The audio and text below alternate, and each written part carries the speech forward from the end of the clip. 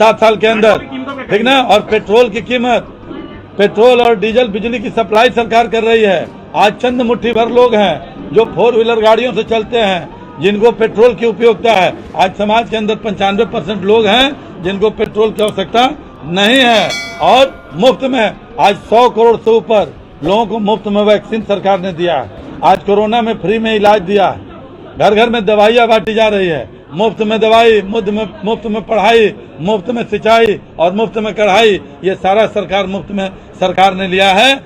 अरे अरे रुकिए मंत्री जी, कहीं जोश में आपके मुंह से यह ना निकल जाए कि जो लोग सांस ले रहे हैं ये हवा भी आप मुफ्त दे रहे हैं। ये है उत्तर प्रदेश सरकार के होनहार खेल मंत्री उपेंद्र तिवारी। इनकी डिग्री पर कोई शक कर ही नहीं सकता। ये नमो प्रश्नोत्तरी प्रतियोगिता के पास आउट नंबर 1 विद्यार्थी हैं। खेल मंत्री खिलाड़ी हो ना हो, लेकिन पेट्रोल की महंगाई के सवाल को उन्होंने पल झपकते ही बाउंड्री के पार पहुंचा दिया। सामने बैठे पत्रकारों को भी समझ नहीं आ रहा कि मंत्री जी किस देश की बात कर रहे हैं, किन लोगों की बात कर रहे हैं। आखिर 95% लोग हैं कौन जिनको पेट्रोल चाहिए नहीं।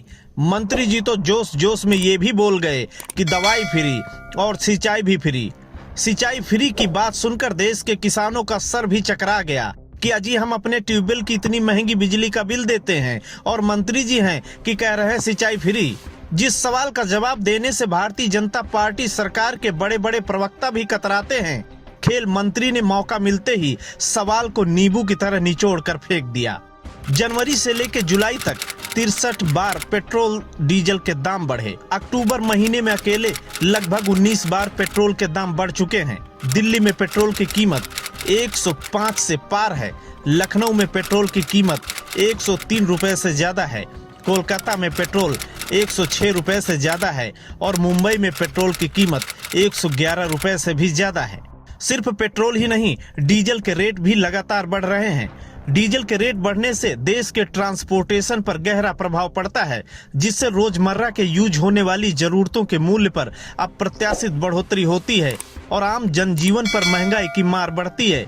लेकिन मंत्री जी न जाने कौन से नशे में यह बताने की कोशिश कर रहे हैं कि देश के 95% लोगों को इस महंगाई से कोई फर्क ही नहीं पड़ता और जो महंगाई चिल्ला रहे हैं वो सिर्फ इस देश के 5% लोग हैं।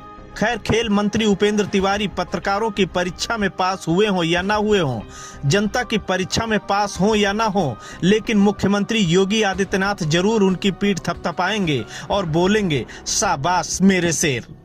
बिल्कुल सही कह रहे हैं वो, क्योंकि सरकार में बैठे मंत्रियों को शायद उनकी या तो गाड़ी पानी से चलती है, कोई टेक्निक ले आए होंगे मोदी जी जो पानी से चल रही हो, जिसको लेकर वो कह रहे हैं कि दिक्कत ही बढ़ती, या फिर उनको उस पेट्रोल और डीजल का पैसा नहीं देना पड़ता है तो उनको दिक्कत नहीं हो रही है।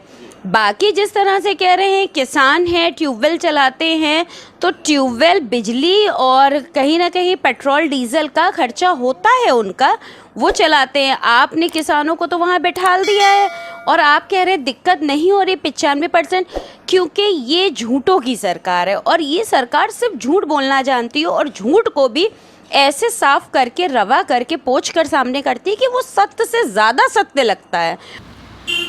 देखिए, ये भाजपा की सरकार है और इन लोगों का काम सिर्फ प्रोपेगेंडा पे चलता है।